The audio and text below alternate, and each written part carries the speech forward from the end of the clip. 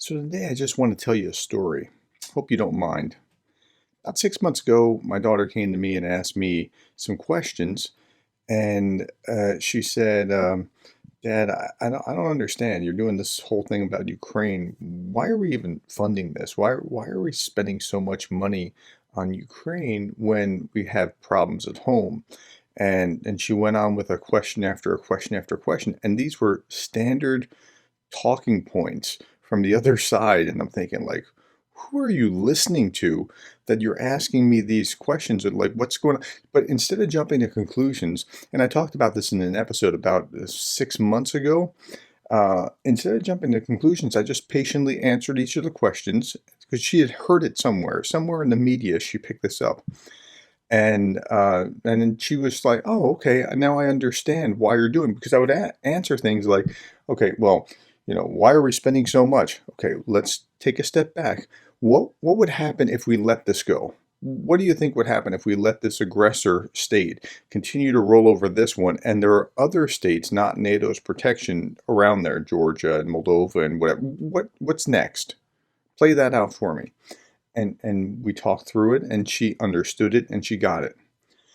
Um, Now, she has had a pretty interesting influence on other people around her as well.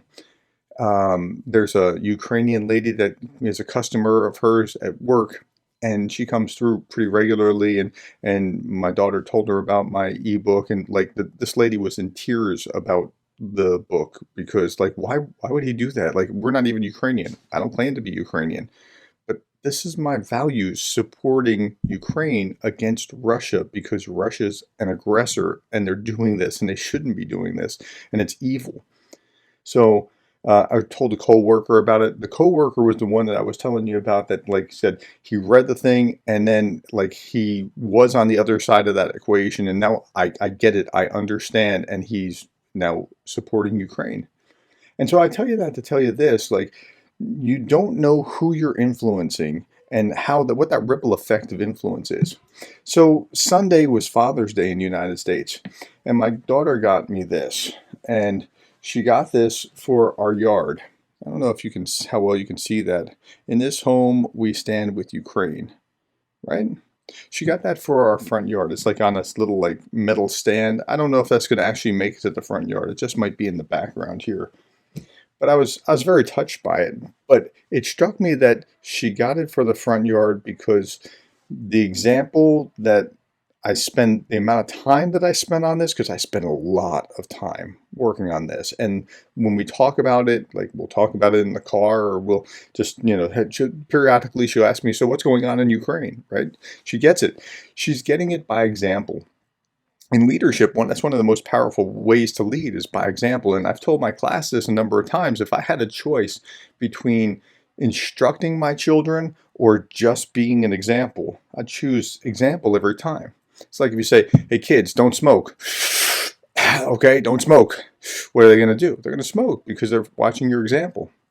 And human beings, they catch things. It's very much like a flu or the cold. We catch what we believe from each other very easily. If you and there's all kinds of studies in social science about this. If you if your five closest friends are all overweight, odds are you're overweight as well. That's just the way it works. If you add up your five closest friends' income and then divide it, that average is probably about where your income is. You're not likely to be 50,000 above or below that. You're probably about where that is. It's the same with smoking. I mean, those kinds of things. So things are catchy. So who are you influencing? Who are you infecting about Ukraine? And you don't have to do it by having a YouTube channel to talk about it.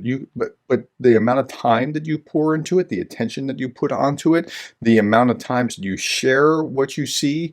I don't mean share everything wantonly. I mean like when there's something really useful, sharing it with others, talking about it with others, those kind of things. That is catchy. And I just want to encourage you about that because it's really important that people see your values by what you focus on. Like what you focus on is what you become, and that's where we know what your values are. But the best part of this was this post-it note, and it says, "I'm proud of you, Dad. Keep supporting and advocating for Ukraine." That, that's what it says. And yeah, she gets it, and she gets it because I got it, and I want you to get it, and I want you to also spread this like a contagion. You can do it. You don't have to be doing it like I'm doing it in order for it to spread and for it to have a positive effect on other people around you. You might not make a huge change, but enough people making small changes is going to have an impact. And I believe that, and that's why I'm doing what I'm doing, and that's why I'm encouraging you to do the same. Hey, thanks for listening today. I stand with Ukraine, and I hope that you do too. I'll see you tomorrow.